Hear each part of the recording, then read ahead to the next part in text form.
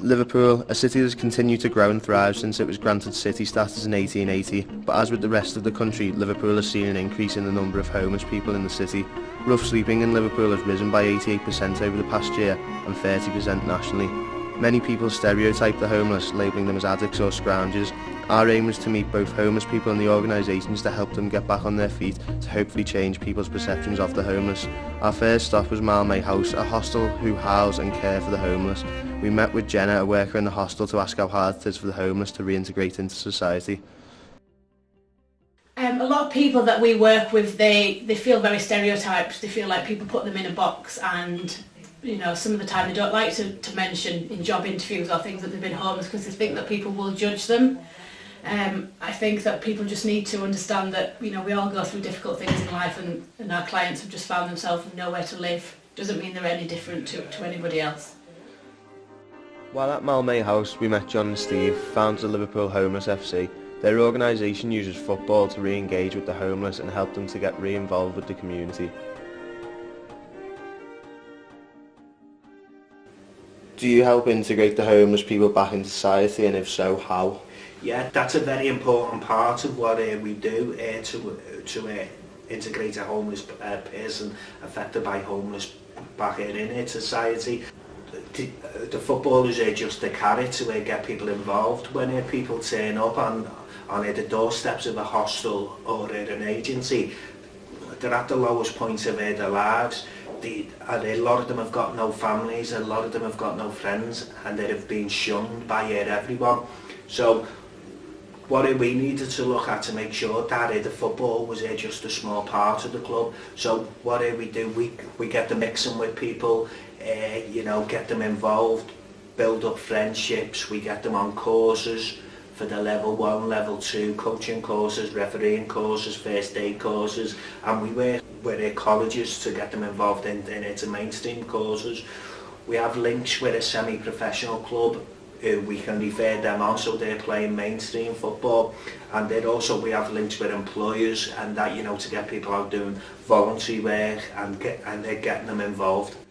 Do you feel on a whole as a society that we give every opportunity possible to the homeless?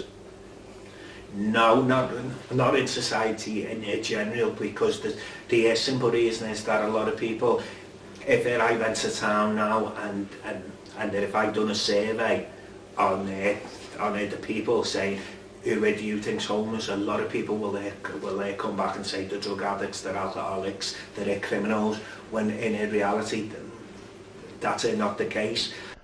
Do you feel the homeless issue in Liverpool is getting worse? I think it's getting worse nationally, but also in Liverpool. I think statistics from nationwide said there's 100 people a week becoming homeless. They're not going to be the government figures, and I'm not going to go down the political route, but yeah, it is going to increase getting worse. While at one of the football tournaments, we had the chance to talk to people who play for the club. The first person we spoke to was Mark McClure, who was the 2015 captain of the club. Do you reckon people view the homeless as second-class citizens? Yeah, 1,000,000% they do, 1,000,000% they do. People think homeless, automatically they think the drug user or a thief, or it's automatic. That's the stereotype they've got in their head, isn't it? But not everyone's like that, don't get me wrong. There is people like that, but there's people like that in all walks, like people like that who aren't homeless. The point Martin made was very interesting. People who aren't homeless can suffer from addiction, so why should that prevent people from helping them? We also spoke to Angela McKay, who works for Whitechapel, an organisation based in Liverpool to help the homeless. We asked how hard it was for long-term homeless people to reintegrate into society. Sometimes it's just social skills. If you've been on drugs since you were 17 and you're in your 34s now, your social development, your interaction, or as you rationale something, is completely different to someone who's just new onto the scene of homelessness. It's hard to interact with entrenched rough sleepers, what we call them, who've been through the system for a long time, and everyone's, as a worker, everyone's an individual, so you look at what you can do and what their basic needs is at that time. Lastly, we spoke to David Loney, who used to be homeless. We wanted to know how hard it was to find help and what Liverpool Homeless FC does for people who are also homeless. How do you feel the homeless people are viewed?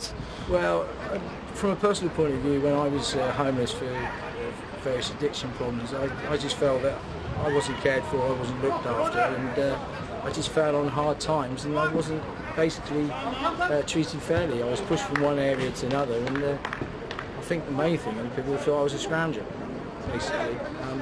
I mean, I did go around and see people and ask for help, and agencies sometimes did not, in the area I was in, because I come from Bournemouth, on the opposite here, did not help me, basically.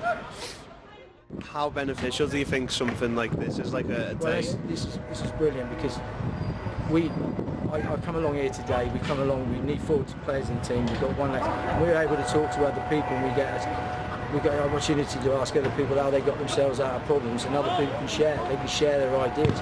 And people come from Northern Ireland, you've got a perspective from there. Last time we had people from Newcastle, so they were able to talk to them. So sharing ideas is absolutely brilliant. I think I'm going to go to football now. Brilliant. Okay, thank you. Thanks a lot, lad. During the course of filming, we learnt that many people view the homeless as second-class citizens due to the stereotypes that you are labelled with when you become homeless. It is down to the individual to help themselves reintegrate into society, but being homeless means that finding work can sometimes be an impossible task. If we changed how homelessness is viewed and we see them as people that just need help to get themselves back on track, then the issue could be addressed and more people can be helped.